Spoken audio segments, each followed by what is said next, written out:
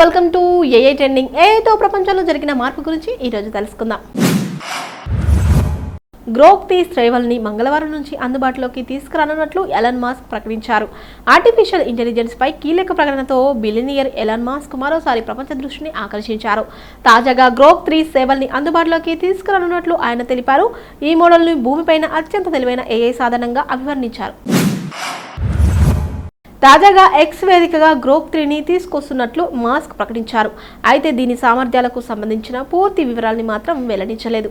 ఈ AI model text, video వంటి అధునాతన ఫీచర్లను కలిగి ఉంటుందని టెక్ వర్గాలు పేర్కొంటున్నాయి. ఒకవేళ ఈ ఫీచర్లతో వస్తే ఓపెన్ ఏఐ తీసుకొచ్చిన GPT-4 గూగుల్ జెమినీ వంటి మోడళ్లకు ప్రధాన పోటీదారుగా నిలవనుంది. హైవేలపై బ్లాక్ స్పాట్లను ముందుగానే గుర్తించే యాప్ 691 కిలోమీటర్ల మేర రోడ్ల అధ్యయనం, ఆర్టిఫిషియల్ ఇంటెలిజెన్స్ ఆధారంగా ప్రదేశాల గుర్తింపు, రాష్ట్ర ప్రభుత్వం ఇంటెల్ సహకారంతో IIITH అధ్యయనం, ప్రమాదాల నిర్వహణ సూచిస్తూ NHIAకి నివేదిక 3, ప్రధాన రహదారులపై ఐరాస్తే ప్రయోగం, 200 ఆర్టీసీ బస్సుల్లో ADAS పరికరాలు అమర్చి పరిశోధన, 20 చొప్పున గ్రే స్పాట్లు ఒక్కో రహదారిపై ఉన్నట్లు గుర్తింపు. నిత్యం జరిగే రోడ్డు ప్రమాదాల్లో ఎంతో మంది ప్రాణాలు కోల్పోతున్నారు. కొన్ని ప్రమాదాలకు మానవ తప్పిదాలు కారణమవుతుండగా మరికొన్ని చోట్ల రోడ్ల నిర్మాణంలోని లోపాలు కారణంగా నిలుస్తున్నాయి. ఈ రెండో సమస్యకు ఆర్టిఫిషియల్ ఇంటెలిజెన్స్ ఏఐతో పరిష్కారం కనిపెట్టారు. 3 రహదారులపై అధ్యయనం. ఐరాస్తేనే రాష్ట్రంలోనూ 3 ప్రధాన రహదారులపై ప్రయోగించి చూశారు. 2023లో ఏప్రిల్ నుంచి 2024 మార్చి వరకు TSRTCకి చెందిన 200 బస్సుల్లో అడ్వాన్స్డ్ డ్రైవర్ అసిస్టెంట్స్ సిస్టమ్ను పరికరాలు, 10 డ్రైవర్ మానిటరింగ్ సిస్టమ్ DMS యూనిట్లను ఏర్పాటు చేసి పరీక్షించారు.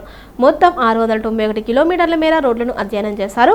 2022 నుంచి 2024 వరకు 5606 FIRలు, రోడ్డు ప్రమాద రికార్డులతో సహా క్రాష్ నివేదికలు, ADAS హెచ్చరికలు, బ్లాక్ స్పాట్లపై నిర్వహించిన భద్రతా ఆడిట్లను పరిశీలించి ఒక్కో రహదారిపై 20 చొప్పున గ్రే స్పాట్లను ఐరాస్తే గుర్తించింది. 15 గ్రే స్పాట్లలో పరిష్కార చర్యలను సూచిస్తూ జాతీయ రహదారుల నిర్వహణ సంస్థ NHAకు నివేదికలు సమర్పించారు. అంతర్జాతీయ ఫ్రాడ్ కాల్స్ పై టెలికమ్యూనికేషన్స్ విభాగం హెచ్చరిక. ఫేక్ కాల్స్ కట్టడికి అందుబాటులోకి సంచార్ సాథీ యాప్ గతంలో రోజుకు 1.35 కోట్ల ఫేక్ కాల్స్ ఆధునిక టెక్నాలజీతో వాటి సంఖ్యను 4 లక్షలకు తగ్గించిన టెలికాం విభాగం అంతర్జాతీయ నంబర్లతో వచ్చే ఫోన్ కాల్స్లో 90% వరకు మోసపూరితమైనవేనని టెలికమ్యూనికేషన్స్ విభాగం వెల్లడించింది.